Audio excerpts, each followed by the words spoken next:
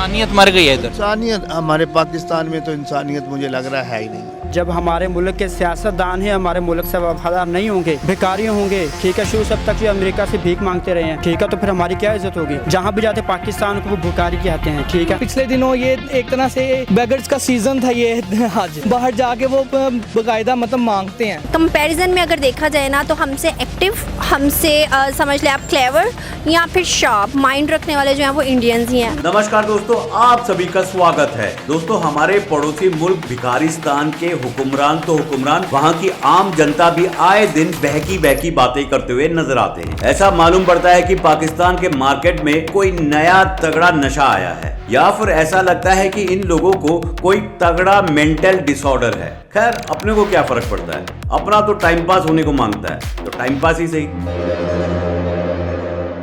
अगर भारत से सस्ती मिल जाती है हमें कोई चीज़, तो क्या हमें ट्रेड कर लेनी चाहिए, या अभी भी हमने जो 2 इंच की दीवार बनाई हुई है वो हमारी रहनी चाहिए, हम नहीं लेंगे भारत से? देखिए जी, मैं आपको बताऊं कि मुसलमानों के कुरान में लिखा हुआ है कि हमसाया का आपके बहुत हक है, ठीक है। हमें उस कुरान पे जाना चाहिए, हमें तो उनसे तिजारत, दुनिया की हर बिजनेस खोलना चाहिए, हमें उनके साथ कोई लड़ाई कोई झगड़ा नहीं करना चाहिए। हाँ, हिंदू काफिर हैं वो, उनसे भी बचना चाहिए। हिंदू काफिर है वो, उनसे भी बचना चाहिए। इन्हें कख नहीं पता, ये टोटल कंफ्यूजन का शिकार है। जो हाल इस वक्त इकोनॉमी का, इस पे भी ऐसी बात करता है बंदा, खुदा का खौफ करो भाई। लेकिन अपने तरीकाकार में रहते हुए अगर हमें उनसे अच्छी चीज कोई मिल रही है तो हमें तो खरीदनी चाहिए। The problem is you people are confused. आपने कहा हिंदू काफिर हैं, ईसाई भी हैं, क्रिश्चियन भी हैं, कोई मुसलमान भी हैं, इंसान कहाँ पर है, इंसानियत कहाँ पे है सर? इंसानियत तो पूरी दुनिया में खत्म हो चुकी है। नहीं सर, पाकिस्तान में खत्म हो चुकी है, पूरी दुनिया में तो आज भी इंसान हैं लोग। I am proud of him. I am proud of this man. ये बात आप जो ठीक कह रहे हैं, लेकिन पाकिस्तान में तो बिल्कुल खत्म हो चुकी है। इंसानियत मर गई है इधर। इंसानियत हमारे पाकिस्तान में तो इंसानियत मुझे लग रहा है ही नहीं। देखो जी, हमारा तो इससे सबसे बड़ा जो दुश्मन है वो इंडिया ही है, इसके अलावा हमारा कोई दुश्मन नहीं है। हम नहीं कभी हम इसराइल को कहते हैं, कभी हम अमेरिका को। इसराइल की जरूरत नहीं है ना। इसराइल तो हमारे मुल्क में आके अटैक नहीं कर सकता, जो करीबी है ना वो अटैक कर सकता है ना। चीन इतना हमारा अच्छा दोस्त है। चाइना ने चूना लगा दिया, N95 मास्क का कहकर सिंध हुकूमत को अंडरगारमेंट से बने मास्क दे दिए। फुटेज में दिखाया जा सकता है अंडरगारमेंट से बने मास्क मजाक बनकर रह गए।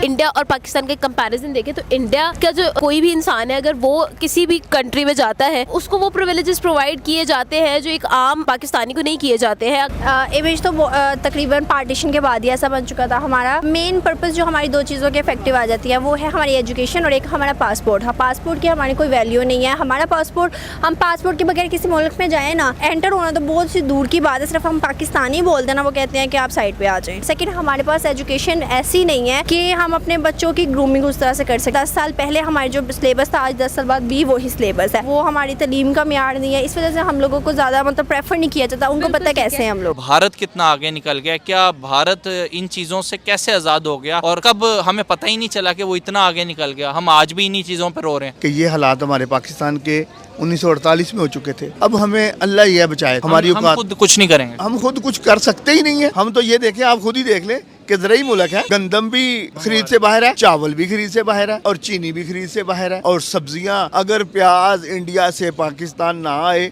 तो 350 रुपए किलो है। तो सर वो तो है अभी, अब देखें ट्रेड बंद की भी नहीं है। जब हमारे मुल्क के सियासतदान हैं हमारे मुल्क से वफादार नहीं होंगे, भिखारी होंगे, ठीक है, शुरू सब तक जो अमेरिका से भीख मांगते रहे हैं, ठीक है, तो फिर हमारी क्या इज्जत होगी? जहाँ भी जाते पाकिस्तान को वो भिखारी कहते हैं, ठीक है। जब पाकिस्तान पर नजर पड़ती है उनके बारे में ये आता है कि यार ये भिखारी हैं, भीख मांगने वाले हैं। ये देना,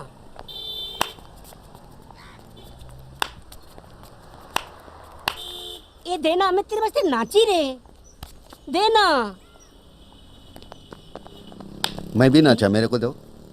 क्या है? पिछले दिनों ये एक तरह से बेगर्स का सीजन था ये आज बाहर जाके वो बाकायदा मतलब मांगते हैं। ज्यादातर जब चीजें देखते हैं तो वो हर एक को यही समझते हैं कि हाँ भाई कि ये पाकिस्तानी है, ओके भाई, ये एक इमेज हमारी ज़हन में बनी है, गरीब है। बिल्कुल ऐसा ही है। गरीब की बात अलग भी, मतलब एक तरह से वो कहते हैं बस ये दहशतगर्द टाइप है।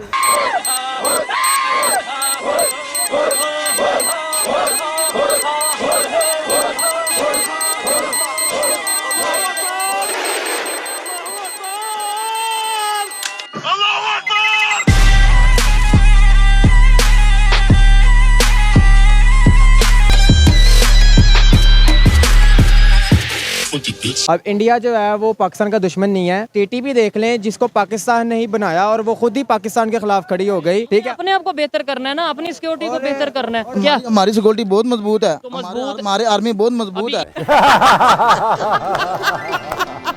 But at last, at a formal ceremony, the officers of Pakistan's Army, Navy and Air Force laid down their arms. वो पिछले हमला हुआ था, अभिनंदन को गिरफ्तार किया गया था, उनका एक यारा मार गिराया था। एक मौत को छू के टक से वापस आ सकते। मेरी बात वो त्यारे का पायलट फिर क्यों डर के हाथ जोड़ के वापस दिया था आपने? इंडिया तो तुम्हें बताता कि पाविक दी, वापस नहीं दिया था सर। वो एक अमन का एक पैगाम दिया था। ऐसे तो नहीं होता है। आपके एक वजीर कहते हैं कि अभिनंदन को हम वापस ना भेजते तो इंडिया ने हमारे पर हमला कर देना, और डरते भी हो यार आप लोग। हमारी आर्मी माशाल्लाह बहुत दिलेर है। हमारा आर्मी के ऊपर इतना यकीन है, 10 भी अभिनंदन और 50 भी आ जाए ना, और हमारा एक पायलट आगे खड़ा हो। Then, on the command of their own senior officer present, General Mohammed Jamshed, the leaders of Pakistan's defeated army laid their pistols, Sten guns and rifles on the grass in the final token of surrender. रोज आते हैं इस उम्मीद पे, आज जीतेंगे, कल जीतेंगे, परसों जीतेंगे, रोज हारते हैं। हम लोग सुनते हैं भाईजान वन साइडेड सुनते हैं, अपने टीवी की सुनते हैं। क्या इंडिया क्या चने बेच रहा है? उसने क्या फौज नहीं रखी हुई? उसके पास को सहूलतें नहीं है इंडिया के पास। तो सर 65 में भी उसने रखी थी, टैंक छोड़ के भाग गया था। 4 जंगें हुई हैं, क्या हुआ है 4 जंगों में? आ गया समझ, सीखो, सीखने में काम आएगा, तैयारी करो। इस महीने के अंदर पेशावर अटैक हुआ, वो पुलिस लाइन में हुआ, कराची में अटैक हुआ, इसके अलावा बलोचिस्तान में अटैक हुआ। हमने रोकना है उन्हें ना। हमारी एजेंसी तो दुनिया की नंबर 1 एजेंसी है। हमारी एजेंसी रोक रही है और काफी पकड़ भी रही है, और जब मुकाबला भी करती है उनके 6-7 मरते हैं, हमारा 1-2 शहीद होते हैं। अब ये जुमला बोला है, कोई सेंसिबल आदमी ये सुन सकता है? बोलना तो दूर की बात। उनके मरते हैं और हमारे शहीद होते हैं। उनके मरने चाहिए, वो वासले जन्म होने चाहिए। वो मुल्क में इंतशार फैला रहे हैं, मुल्क को बेड़ा गर्क कर रहे हैं, मुल्क को तबाही में की तरफ लेके जा रहे हैं। 1947 से लेके आज तक कोई भी काम इंडिया ने अच्छा किया नहीं। जब भी हम उसके साथ दोस्ती का हाथ बढ़ाते हैं, वो कोई ना कोई इल्जाम लगा देता है, कोई ना कोई इल्जाम लगा देता है। उनका जो एक नजरिया है ना, वो हिंदू राज ले आना है इंडिया में। वो हिंदू राज ये कहते हैं, मुसलमान जो वहाँ पे रह रहे हैं वो कह रहे हैं किराए का मकान उन्होंने छोड़ के जाना है इंडिया में से। मतलब उनका कहने का ये मतलब है इंडिया छोड़ के पाकिस्तान जाएंगे, किसी भी मुल्क जाए। साहब ने ऐसा बोला है कि पाकिस्तान शाहरुख खान और सलमान खान, आमिर खान को काफी दफा कहा है उन्होंने, इनको पाकिस्तान चले जाए या इंडिया छोड़ के। मोदी साहब ने ये बोला। एक पल आप लोग एक पल मोदी के बिना नहीं बिता सकते।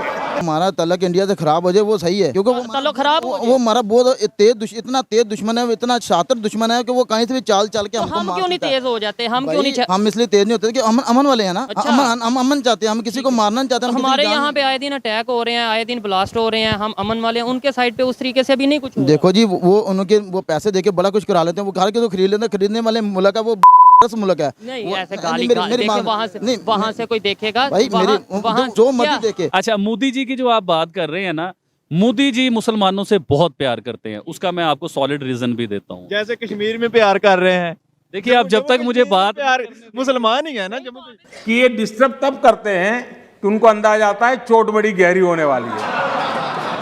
मेरी बात सुने, मोदी साहब मुसलमानों से इतना प्यार कर रहे हैं, हमसे इतना प्यार कर रहे हैं।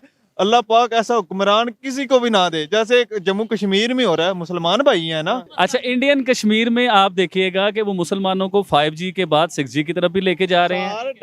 और दूसरा, आपको मैं बोलने देना चाहता हूं तो कि आगे आपकी मजा होने वाली है, जरा इंतजार करो। तरफ भी लेके जा रहे हैं। मेरी बात सुनो, फिर मैं खुल के बात बताता हूँ। आप सुनिए, कल्फू भी लगा रहे हैं। सुनिए भाई, अर्स सुनिए। आप अपनी छत के ऊपर जाके इंडियन झंडा लगाएं, अभी जाएं, और आपको बताती है पाकिस्तानी पुलिस और फौज के क्या होता है आपके साथ। कश्मीर में आप पाकिस्तान के झंडे लगाओगे, पाकिस्तान जिंदाबाद कहोगे, इंडियन मुर्दाबाद कहोगे। रहते आप कश्मीर में हो, इंडियन नोट चलता है, इंडियन करेंसी चलती है, इंडिया का आटा खाते हो, इंडिया का नमक खाते हो, इंडिया के पेट्रोल लेते हो, इंडिया की ईच एंड एवरीथिंग, हर चीज आप यूज करते हो, और आप अपनी छतों के ऊपर पाकिस्तान के झंडे लगा लेते हो। तो आपको मारनी पड़नी तो क्या होना है? पता लगा लिया, सब कुछ पता लगा लिया। मैंने अपने दिमाग का इस्तेमाल करके सब कुछ पता लगा लिया। इस देश के अंदर हर जिहादी की कब्र यहीं खोद देंगे, या तो घर वापसी कर लो, या अगर तुम हक की बात कर रहे हो तो हक भाई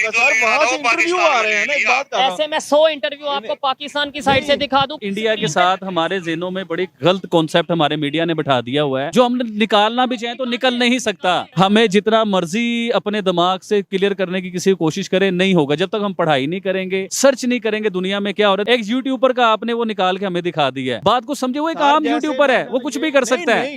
कंपैरिजन में अगर देखा जाए ना तो हमसे एक्टिव, हमसे समझ ले आप क्लेवर या फिर शार्प माइंड रखने वाले जो हैं वो इंडियंस ही हैं। नेट के ऊपर सर्च कर लें, मस्जिदों को सर ये शहीद कर रहे हैं ना इंडिया में। अब मेट्रो की ट्रेन चलानी है या पुल बनाना है, उसके रास्ते में जो जो घर आ रहे हैं उन्होंने वो तोड़ देने, चाहे वो मुसलमान है, चाहे वो हिंदू है, चाहे सिख है, चाहे ईसाई है। जय मंदिर है ना, मेट्रो गुजरी है वहाँ से, जय मंदिर को थोड़ा बहुत नुकसान हुआ है। जय मंदिर दोबारा तमीर उन्होंने किया है। हिंदुओं ने, इंडिया के हिंदुओं ने इस पे मुहिम क्यों नहीं चलाई? पाकिस्तान में हमारा मंदिर तोड़ दिया, ये कर दिया, जैसे हम कहते हैं हमारी मस्जिद तोड़ दी। यूनिवर्सिटी में देखिए पिछले दिनों क्या हुआ, तलबा थे इंडिया हिंदू होली सेलिब्रेट कर रहे थे, उनके साथ बुरा भला हुआ। पाकिस्तान में ना आज़ादी है, सबको हक है हमारे। क्यों एक मिनट मुसलमानों के ऊपर आप इधर इhtजाज कर रहे हो? आपको नहीं लगता हम आज भी हिंदू, काफिर, ईसाई, नॉन मुस्लिम्स, मुसलमान, हम इन्हीं चीजों में फंसे हुए हैं, हम इनसे बाहर ही नहीं निकल पा रहे, हम इंसानियत के लिए नहीं कुछ करना चाह रहे, हम इंसान। पाकिस्तान में सैलाब आया, हमारे जितने सियासतदान, जितने बुजुर्ग हैं अमेरिका को गालियां देते हैं। हमारी सबसे पहले हेल्प किसने की? अमेरिका ने, ऑस्ट्रेलिया ने, इंग्लैंड ने, न्यूजीलैंड ने, यहाँ पे सब क्रिश्चियन है और यहूदी है, उन्होंने हमारी हेल्प की। हमें क्यों उनको गालियां देनी पड़ती हैं? हमें तो उनको गालियां नहीं देनी चाहिए, जो आपके बच्चों को, आपके आने वाली नस्लों को बचा रहे हैं। तो इंसानियत तो उनमें, हम तो इंसानियत में बिल्कुल फारग हो चुके हैं। Look. Please remember what I am saying, that you will be responsible for anything that happens. That is why that you listen to what we say, because we have experience. Do not underestimate the force that is standing in front of you. Do not underestimate the power that stands in front of you.